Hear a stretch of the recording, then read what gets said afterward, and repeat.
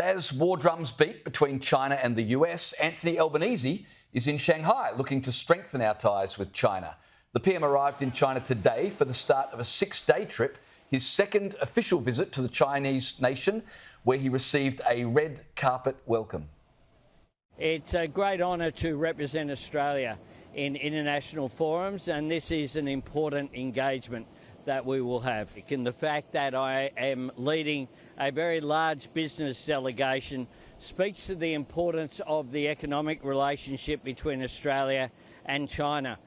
Yeah, Anthony Albanese's agenda today, boosting Chinese tourism. He launched the Come Say G'day campaign aimed at increasing the number of Chinese visitors to Australia, which are currently 8.5% below 2019 pre-pandemic numbers, James. There are so many ironies with this, yes. Right? But before we get to the ironies, maybe we should just show a little part of the Say G'day campaign that Anthony Albanese is launching. Have a look at this.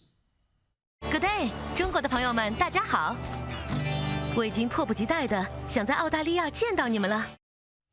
Okay, so we're saying to the Chinese, come say g'day. At the very same time, they are, via their military, conducting surveillance off our northern shores while military games are being conducted, which brings me to the second irony of this trip.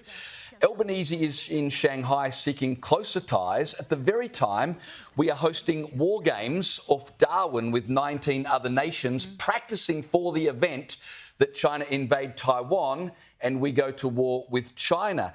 He's looking to strengthen relationships with China while the US wonders aloud whether or not we would join with them in a war against China. Which brings me to the final thing. He's got a 6-day trip with China when he can't organise a single phone call with our major ally, Donald Trump. So I understand the importance of a trade mission. China are clearly a very important trade partner, but the optics of this are not good at all. And you start to wonder, whether Albanese is deliberately using strategic confusion. My concern is that there's nothing strategic about it. The government is just confused as to where their allegiances ultimately lie. I completely agree. And gee, I've got to say, when you look at the pictures like this, the handsome boy from Australia, he's really laying it on thick and fast over there, isn't he, James? He's loving it right now. Why? Because he's at ease. He's comfortable. This is where he feels most comfortable. Not, of course, in the United States, not in the White House, where he risks being publicly humiliated or questioned on the world stage. No. He's happy. He's over there.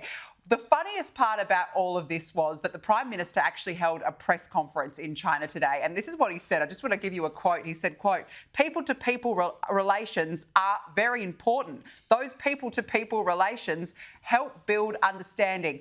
Well, blow me down. I know where you're going with this. Me down. Gee, wouldn't it be fantastic if our Prime Minister actually took on what advice he's dishing out, that people-to-people relations are really important? What a shame our Prime Minister can't get that people-to relation with Donald Trump. But it's his unwillingness to stand up to China that's the real problem out of all this. I mean, if it was only a couple of months ago that China was conducting those live fire drills, James, off the coast of Australia. And thank goodness for those pilots from Virgin Australia were actually able to notify, hey, something's wrong here. But it's not just that. I mean, this goes way before that. It's the tariffs on Australian goods. It is the near misses, the military near misses. And on each occasion, Anthony Albanese has been so weak. He refuses to stand up to China, refuses to stand up for our values, refuses to stand up for our security. Yet when he's over there, he's smiling, he's shaking hands, he's all happy. And, I mean, look at the friendly speech he gave at the John Curtin oration. We can't forget about that. It's interesting. You said that Albanese is over there laying it on thick.